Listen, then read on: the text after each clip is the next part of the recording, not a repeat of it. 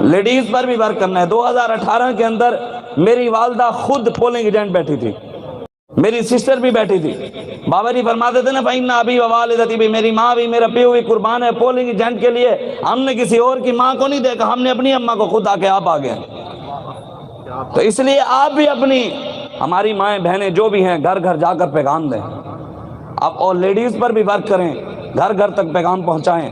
ہمارے علاقے میں صرف رغبت کے لیے بتا رہا ہوں، ہمارے علاقے میں میری والدہ، میری سسٹر، میری وائف اور ان کی ٹیم 28 لیڈیز کی ٹیم ہے جو روزانہ ڈور ٹو ڈور جا کے گھر، یہاں تک کہ وہ بتاتے ہیں کہ کوئی دروازے بند کر دیتا ہے، کوئی کہتا ہے جی ہم روٹی پکا رہی ہیں اور رات کو پریشان ہو کے آتی ہے، کہتی ہے اب کیا کریں؟ میں نے کہا حضور نے دین کے لیے پتھر کھا لیے، ہم نے تو کبھی چپاٹ بھی نہیں کھائی۔ حضور نے دین کے لیے مٹی کے ٹوکرے اٹھائے، ہم نے تو کچھ بھی نہیں کیا۔ تو وہ روزانہ یہ کر رہی ہیں۔ ہم بھی اپنے جو تحریک لبیک والے ہمارے ساتھی ہیں نا، وہ کم از کم ہم اگر کہتے ہیں ہماری ماں بھی، ہمارا باپ بھی، سب کچھ حضور کے دین پر قربان ہے، تو ہماری مائیں بہنوں بھی گھر گھر میں جا کر ہماری ماں بہنوں تک پیغام پہنچائیں۔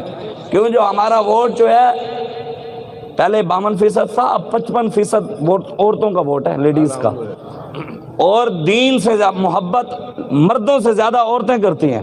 صرف آپ نے میں آپ کو ایک بات، میری وائف گئی، ان کی ایک دوست ہیں، وہ کلاس فیلو ہیں، پڑھتے رہے ہیں، ڈاکٹر کب بنتے رہے ہیں، تو وہ آپریشن ہوا تو ان کو پوچھنے کے لیے گئی، تو میں نے کہا یا ان کو بھی پیغام، وہ نا لبرل ٹائپ بندے تھے، دین کے ساتھ بالکل ان کا تعلق ہی نہیں تھا۔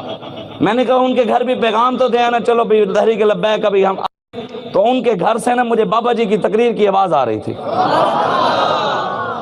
میں نے غور کیا، پہلے میں نے غور کیا بھی اسی گھر سے ہے، کوئی باہر سے ہے، میں نے غور کیا اسی گھر میں سے تھی۔ کہتے میں نے پوچھا اسے، میں نے کہا یہ تقریر بابا جی کی کون سنتا ہے؟ اس نے کہا میرے بابا خود سنتے ہیں۔